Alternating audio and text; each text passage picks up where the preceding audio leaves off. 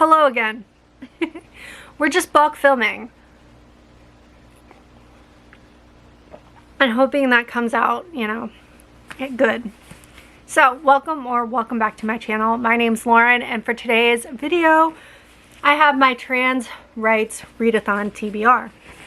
So, I actually just found out about this happening, and I tried to see what books I have on my bookshelf already that I could read for the trans rights readathon. I will link their information down below. I think it starts today and it runs through the 31st, but I could be wrong. That's what I'm gonna do, I guess. But I think most of these books have trans characters, but then some of them have trans authors. So, let's see. First, I have Love and Other Disasters by Anita Kelly. This was on the author's recommendation list, and one of the characters is trans. Let's see. There's nothing like a little competition to heat things up. Dahlia Woodson's culinary dreams are coming true. Sure, her marriage ended in a hideous explosion of misery. She's quit her job for the gamble of a lifetime, but she's finally a contestant on the cooking show Chef's Special.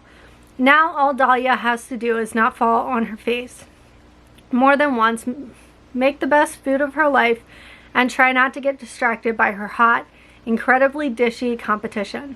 London Parker is fighting for more than just a cooking title. Not only did they come out as non-binary on national television, but this is an opportunity for London to raise some support and a ton of cash for the queer community. No pressure. Getting distracted by a tiny and adorable tornado like Dahlia could be disastrous. Still, somewhere among the flying fish tacos, rampant egos, and culinary chaos is something that looks a lot like deliciously spicy chemistry. But can London and Dahlia's growing relationship take the heat, or are they about to get burned? Wow. Reading aloud is just not one of my many talents. Next, we have a book that has been on so many TBRs. It's just hilarious at this point. And like, maybe I need to start with this. So I have The Mermaid, the Witch, and the Sea by Maggie Tuka Hall. This was on the Readathon's list of recommendations. So it's the pirate Florian, born Flora, has always done whatever it takes to survive. I was like, who's talking? I think I'm watching sprints on my computer. Okay, let's try again. The pirate Florian, born Flora, has always done whatever it takes to survive, including sailing under a false flag on the Dove as a marauder, thief, and worse. Lady Evelyn Hasegawa, a highborn imperial daughter, is on board as well, accompanied by her own casket. But Lady Evelyn's one-way voyage to an arranged marriage in the floating islands is interrupted when the captain and crew show their true colors and enslave their wealthy passengers. Both Florian and Evelyn have lived their lives, the rules and whims of others, but when they fall in love, they decide to take fate in their own hands, no matter the cost. So, I want to start with this one because I've heard great things. Next, I have Iron Widow by, I don't know how to pronounce their name.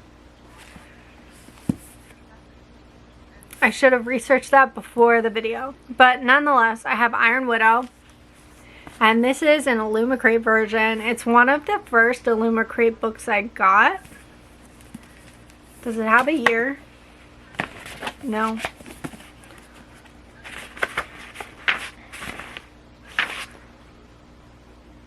(2021). So you've been living a dream for long enough. Welcome to your nightmare. Oh.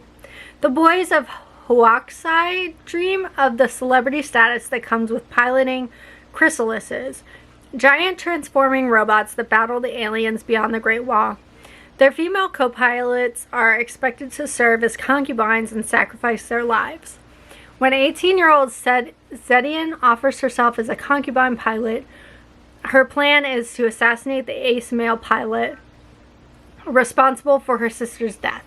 But on miraculously emerging from the cockpit unscathed after her first battle, she is declared an Iron Widow, the most feared pilot of all. Now that Zetian has had a taste of power, she sets her sights on bigger things. The time has come to stop more girls from being sacrificed. The Handmaid's Tale meets Pacific Rim in this dazzling blend of Chinese history and mecha science fiction. Next, I have The Prospects by K.T. Hoffman. This was an Afterlight exclusive book, and it is perfect for this time of year because, look at the baseballs. Jean only needs to get on base, then trust Lewis to bring him home.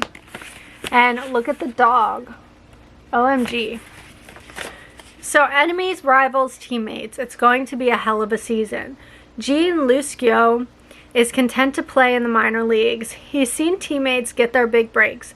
But as the first openly trans man in the world of competitive baseball, he already has nearly everything he's ever let himself dream of. When his former teammate and longtime rival, Luis Estrada, is unexpectedly drafted onto the team, the careful equilibrium of Jean's life is destroyed. Luis is standoffish, talented, and conveniently gorgeous, and the two men can barely get through the game together. This is war, and the team pays the price. So when Luis surprises Jean with a softer side of his haughty demeanor, Jean offers an olive branch for the sake of his teammates. Soon they discover that their chemistry on the pitch might lead them all the way off to the playoffs. And their chemistry off the pitch, well, that could be enough to change the game forever.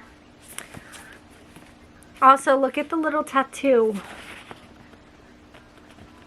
Focus on the there we go. That's cute. And finally, for my only nonfiction of the readathon, which I now have a very nice list of other nonfiction books, so I'm gonna definitely add those. If you're looking for recommendations for the readathon, definitely check out the official readathon page. They have tons of recs. So this is All Boys Aren't Blue by George M. Johnson. This has been on my TBR forever. No excuses, I need to read it. In his groundbreaking young adult memoir, prominent writer and LGBTQIA+ activist George M. Johnson shares both glorious and gut-wrenching memories of growing up black and queer in America. From getting bullied at age 5 to visiting flea markets with his loving grandmother to the thrilling frontiers of first relationships, Johnson's early life is a profound tapestry of everyday experiences. As a rising star in the cultural criticism, Johnson turns his passion for exploring intersexual identities to his own life of weaving questions of gender, masculinity, brotherhood, family, and black joy throughout his stories.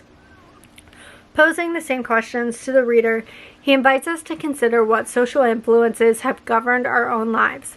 Most central to Johnson's journey is how to reconcile his blackness and his queerness, identities that are sometimes at odds in his story. The answer is a reassuring testimony of queer men of color. They are equal parts to a whole and perfectly designed person. The bravery with which Johnson shares his story is breathtaking. All Boys Aren't Blue establishes his legacy as an essential voice among young adults for generations to come. Whew. Hopefully I get better at reading aloud summaries. Anyway, so these are the books that I have on my TBR for the week for Trans Rights Readathon. Let me know down in the comments if you're participating in the readathon or if you have any recommendations for books that I should add to my TBR. If you want to let me know you were here but you don't have anything to say, leave a baseball emoji because it's almost baseball season. And I will just see you in my next video, whatever comes next. Bye!